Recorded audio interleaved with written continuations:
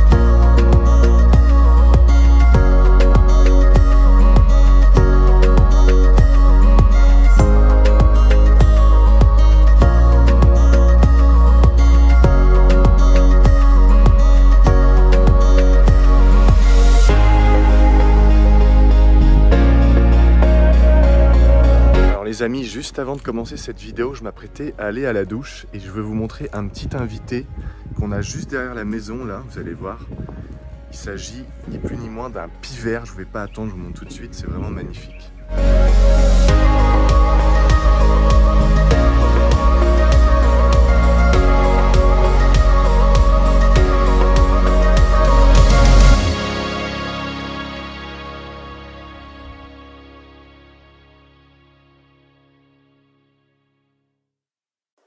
Les amis, bienvenue dans cette nouvelle vidéo, j'espère que vous avez la patate. Juste avant de vous parler du sujet du jour qui est est-ce que nous sommes véritablement au contrôle de notre existence ou alors pas du tout, ce que vous allez découvrir dans la vidéo du jour, regardez-moi ça.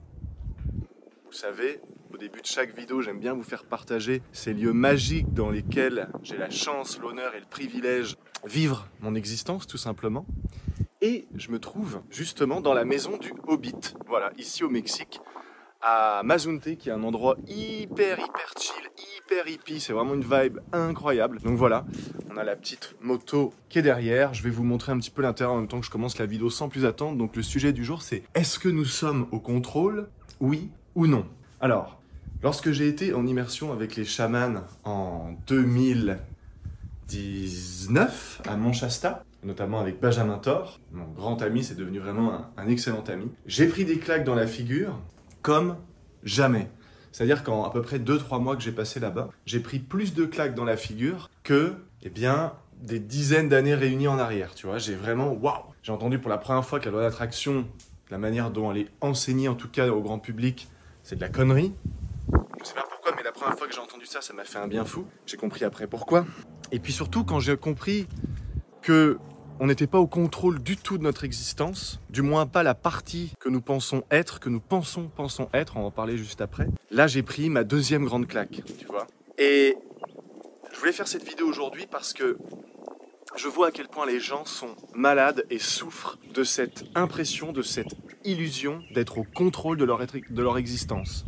Je dois être au contrôle de mon existence, je dois contrôler tout ce qui arrive. Et si quelque chose échappe à mon contrôle, alors là c'est qu'il y a quelque chose qui n'est pas passé, c'est que j'ai mal appliqué la loi d'attraction, ou c'est peut-être encore qu'il me manque à travailler sur moi, que j'ai des schémas qui font que je ne peux pas contrôler 100% de mon existence. Écoutez, je crois pas que ce soit un scoop, mais je pense que c'était important de le remettre en avant, mais nous ne sommes pas du tout au contrôle de notre existence, absolument pas. Nous pensons que nous sommes au contrôle, qui plus est la personnalité conditionnés pense être au contrôle, mais nous ne sommes pas au contrôle. Alors justement, nous sommes au contrôle, oui, mais qui est au contrôle? Est-ce que, dans mon cas précis à moi, est-ce que c'est ce David Bertrand là, avec cette apparence physique, ce style vestimentaire, cette personnalité, ses goûts, ses couleurs, ses préférences, ce qu'il aime pas, ce pourquoi il est prêt à se battre, ceux dont il s'en fout complètement, etc. Tu vois, bon, est-ce que c'est cette partie-là qui est au contrôle? Ou est-ce que c'est une partie plus, j'ai envie de dire plus absolue, plus tout en fait? Une partie qui serait éventuellement non physique, sans forme, que certains vont appeler comme moi l'étage du dessus, que d'autres vont appeler aussi l'âme, le higher self, la partie supérieure, etc. Est-ce que c'est pas cette partie-là qui serait vraiment au contrôle? Mais alors, si c'est cette partie qui est au contrôle, ça veut dire que nous, petits humains, entre guillemets, bien que ce qui soit en bas soit comme ce qui est en haut, ce qui est en haut est comme ce qui est en bas, mais justement, si on veut prétendre à briller eh bien, de mille feux, de notre pleine lumière, de notre plein potentiel, il serait temps de s'aligner avec la partie de nous qui est vraiment au contrôle, c'est-à-dire l'être supérieur. Je m'explique. On est conditionné par la société à penser que nous sommes au contrôle.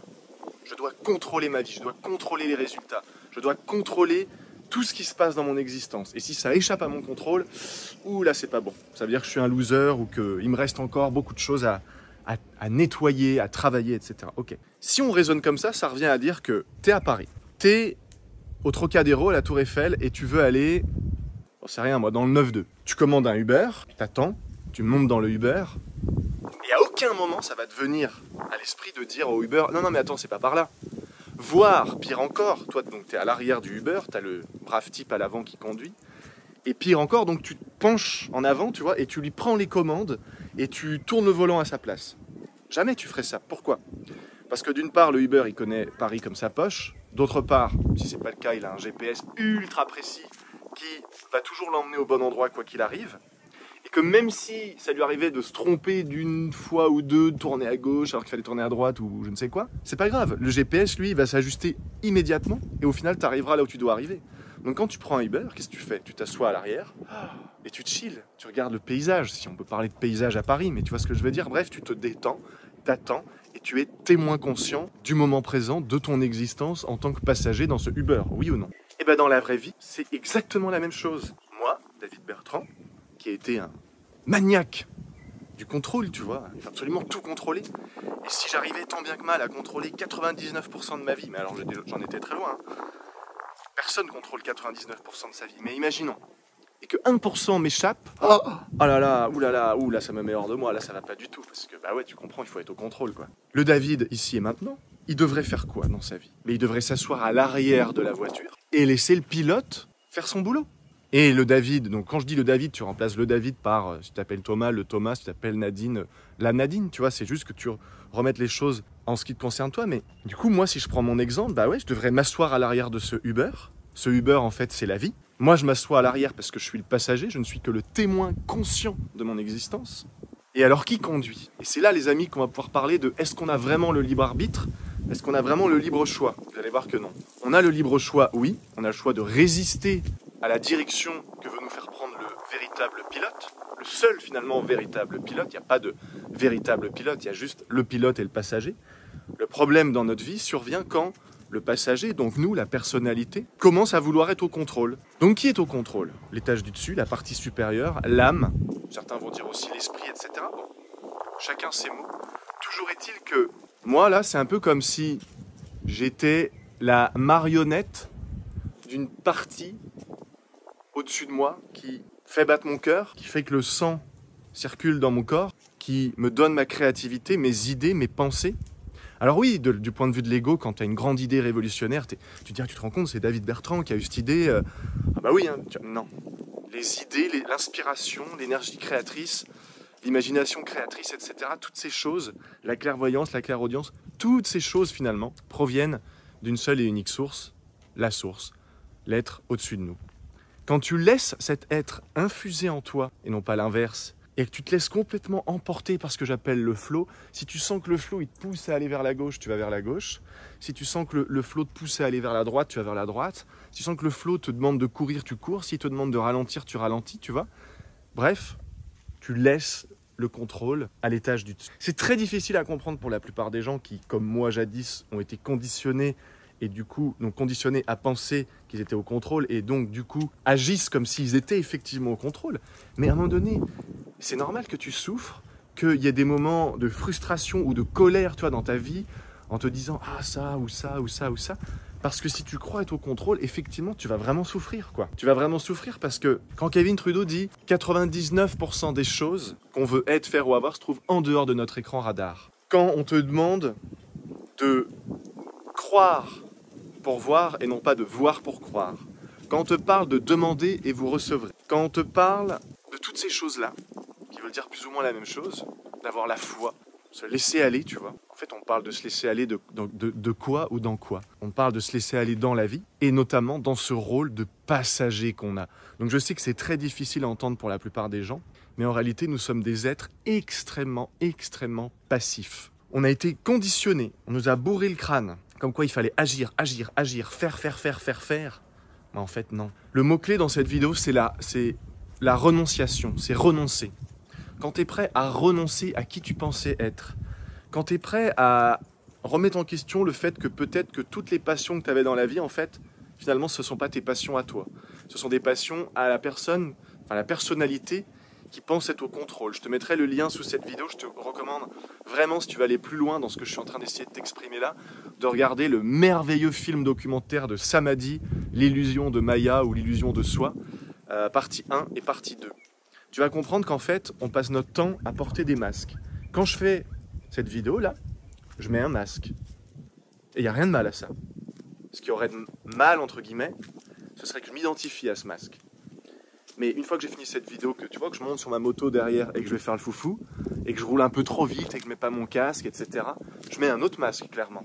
Je mets un masque un peu moins sage, un peu plus foufou, un peu plus discutable pour les gens qui sont trop dans le contrôle, justement. Oh, il met pas son casque, il roule vite, il fait du bruit, sa moto, il pollue, enfin bref, ok. Quand je suis avec ma chérie, tu vois, j'ai un autre masque. Et puis, selon si je suis dans un contexte avec elle, j'en sais rien, moi, on est à la plage, versus on est dans un moment d'intimité, versus on est dans un moment où on va se balader, tu vois. C'est différents masques à chaque fois. Si je suis tout seul, j'ai un masque. Si je suis tout seul, que je me sens bien, j'ai un certain type de masque. Si je suis tout seul, que je me sens déprimé, j'ai un autre masque, tu vois. On est constamment en train de mettre des masques. Le grand problème chez la plupart des gens, chez la plupart d'entre nous en fait, c'est qu'on s'identifie à ces masques.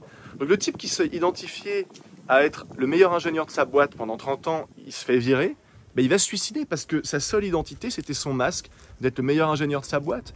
Mais s'il avait compris que c'était juste un masque, quand il vient au boulot, qu'il met son masque, oui c'est le meilleur, mais une fois qu'il quitte le boulot, qu'il enlève son masque, on n'en a plus rien à foutre que ce soit le meilleur ou pas, ou qu'il soit ingénieur ou pas, parce que ce masque n'existe que dans l'instant présent où tu le portes. Donc quand tu comprends en fait que la vie c'est une succession de moments où tu vas porter des masques, et qu'il n'y a rien de mal à ça, tout le monde porte des masques, d'accord ? Mais ces masques, ce ne sont pas des masques pour se cacher derrière, et 2, ce sont des masques où tu as compris en fait que une fois que tu le mets, tu vas l'enlever. Et une fois que tu l'as enlevé, il n'existe plus, tu vois. Donc ça te permet d'aller dans le flot de la vie sans t'attacher aux déconvenus, on me menace de me quitter, de me virer, de me licencier, de je ne sais quoi. Tu t'en fous.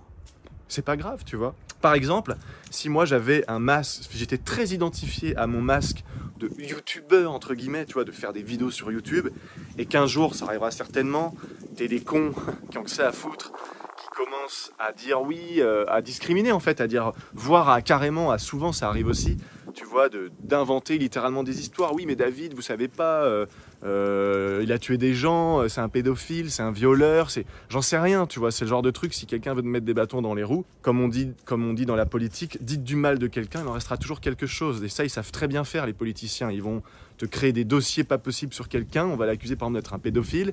6 mois plus tard, il va s'avérer que la personne, elle est lavée, elle avait un alibi en béton, enfin, c'est impossible, tu vois, voilà.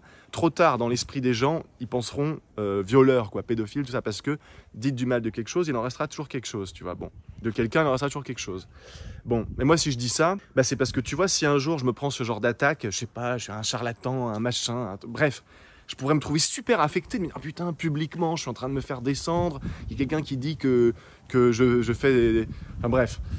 Si ces choses-là arriveraient, j'en rigolerais parce que je me dirais, mais je suis pas identifié à ce masque de youtubeur, entre guillemets, tu vois. Mais si j'y étais identifié, ouais, ça me ferait mal, ça me blesserait parce que j'aurais l'impression que ce masque, c'est moi. Ou que moi, je suis ce masque. Alors qu'en fait, ni l'un ni l'autre, c'est juste un masque, point. Si là, au même titre que là, si je mets un masque parce que par exemple c'est Halloween, mais je suis pas ce masque. Je veux dire, tu vois, bon, dans la vie c'est pareil. Donc l'important c'est de comprendre qu'on n'est pas au contrôle. Que Si tu es à l'arrière, la vie c'est Uber, d'accord? C'est le Uber, c'est la voiture dans laquelle tu es confortablement assis. Le pilote, c'est ton higher self, ta partie supérieure, ton âme. Et toi, tu es témoin conscient de ton existence. Tu es supposé être assis à l'arrière de cette voiture et simplement d'observer ce qui se passe. Le pilote a dit qu'on allait à gauche, même si moi j'avais envie d'aller à droite, ben je le laisse aller à gauche. Le pilote, il a envie de freiner, il freine. Le pilote a envie de s'arrêter, il s'arrête, tu vois. Et simplement, je me laisse faire. Et c'est comme ça qu'on devrait vivre notre vie. Je pense pas que dans cette vidéo, je puisse t'expliquer comment en arriver à ce point-là, mais je pense que cette vidéo, elle était surtout d'abord pour te donner le pourquoi. Pourquoi en fait? Pourquoi est-ce que du coup c'est logique qu'on se sente pas bien si on s'obstine à penser qu'on est au contrôle? Mais parce que c'est logique. L'autre jour, j'étais en train de faire du cheval ici, tu vois, au Mexique. Donc il y avait 3 chevaux, d'accord? Et il y avait un cheval qui est le leader. Et les 2 autres, c'est un processus naturel, sont les suiveurs, les chevaux qui suivent. Et si moi, avec mon cheval, qui n'était pas, je n'avais pas le cheval leader, j'essayais de dépasser le cheval leader, mon cheval, il s'arrêtait, non? Il voulait pas, parce que tu vois, il s'était identifié au fait que lui, il était fait pour suivre. Du coup, jamais il allait se mettre dans une position de leader. Et ben nous, c'est pareil. Si on comprend que d'un coup, en fait, on est dans une position d'être tranquille, passager, pas au contrôle, on laisse faire, pourquoi est-ce qu'on chercherait à être au contrôle? Pourquoi est-ce qu'on chercherait à tout contrôler? Pourquoi est-ce qu'on chercherait à avoir tout le temps raison, au final? Ça demande de lâcher énormément l'identification à l'ego. L'ego n'est pas un ennemi. Moi, je ne suis pas du tout de ceux, même si j'ai déjà essayé, hein, mais je ne suis pas du tout de ceux, justement parce que j'ai essayé, je me rends compte que je ne suis pas du tout de ceux qui disent qu'il faut tuer l'ego. Je dis juste qu'il faut remettre les choses dans le contexte. L'ego, quand il est à sa place en tant que passager, l'ego, le mental, voilà, quand ils sont à leur place en tant que passager, mais tout va bien. Oui, des fois, ils vont avoir envie, ah non, j'ai envie d'aller à droite, non, fais ça, non, freine, non, mets plus de clim, mets moins de chauffage, mais ok. Quand tu as conscience de ça et que ça arrive, je veux dire, c'est comme si tu as envie de fumer. Tu as envie de fumer. Ok, l'envie, elle est là. Maintenant, entre avoir envie et craquer et s'allumer une clope ou un joint alors que tu avais arrêté, il y a une grosse différence, n'est-ce pas? Bon. Donc voilà, les amis, cette vidéo, simplement pour vous faire prendre conscience que nous ne sommes pas au contrôle. Voyez ce qui résonne en vous lorsque je vous dis tout ça. Je vous dis pas de me croire sur parole, je vous dis pas que vous devez penser que j'ai absolument raison. Je sème des graines. Il y aura d'autres vidéos à venir qui continueront cette vidéo-là. Je vais aller vous montrer un petit peu en haut, parce que c'est vraiment exceptionnel, cette maison du Hobbit, d'accord? Mais quand tu comprends que tu n'es pas au contrôle, ça demande un processus de déconditionnement immense, parce que, bah ouais, tes cellules sont imprégnées de l'information que tu dois être au contrôle, comme papa et maman, tu vois, et qu'il faut absolument tout contrôler, et que voilà, et qu'il faut, il faut que tout soit parfait, tu vois, non. Donc voilà les amis, je vais vous laisser je pense sur cette vidéo. J'aurais plein de choses à vous dire, mais voilà, je pense que dans cette vidéo, je voulais d'abord un peu vous donner les grandes lignes. Regardez-moi ça. J'arrive même plus à parler, vous voyez, j'en perds les mots. Vous n'êtes pas au contrôle les amis. Donc si vous souffrez, ok, c'est une chose. Mais si vous n'arrivez pas à réaliser que vous souffrez probablement en grande partie, voire totalement, parce que vous pensiez être au contrôle, c'est une autre chose. Et ça méritait réflexion, et c'est pour ça que je voulais en parler dans cette vidéo. Si vous avez des questions dans les commentaires, c'est toujours un plaisir d'y répondre. Vous pouvez vous abonner, liker, partager cette vidéo, c'est chaudement recommandé, ça nous encourage énormément. Ça nous permet vraiment de nous développer et de nous démarquer au maximum sur YouTube. Vous avez le club privé que vous pourrez rejoindre gratuitement, totalement offert dans la newsletter avec... Enfin, dans la description avec justement la newsletter, des essais de formation offerts, des vidéos uniques, exclusives, etc. qui seront jamais sur YouTube. Bref, plein de valeurs ajoutées sympathiques offertes rien que pour vous. J'espère que cette vidéo vous a plu. Je vous laisse sur ces belles images encore une fois qui moi me font vraiment chaud au cœur quand je vois ça. Voilà cette petite maison du Hobbit. Et voilà les amis, je vous embrasse. Qu'est-ce que je peux vous dire de plus? Ouais, lâchez le contrôle. Vous n'êtes pas au contrôle. Il y a un truc qui se passe que vous vous attendiez pas, c'est pas grave, votre téléphone il tombe, il pète, vous dites pas « Ah, je suis un abruti, putain, j'aurais pu faire plus attention ». Vous n'êtes pas au contrôle, le téléphone il est tombé peut-être parce que le pilote il en avait envie. J'en parlerai plus tard de qui est vraiment ce pilote, comment arriver à vraiment lâcher prise et à être ce qu'on appelle être témoin conscient de son existence. Pour l'instant, je pense que c'est déjà pas mal. Voilà. J'ai rien à ajouter. Salut les amis, salut les alchimistes. Prenez soin de vous. Bye bye.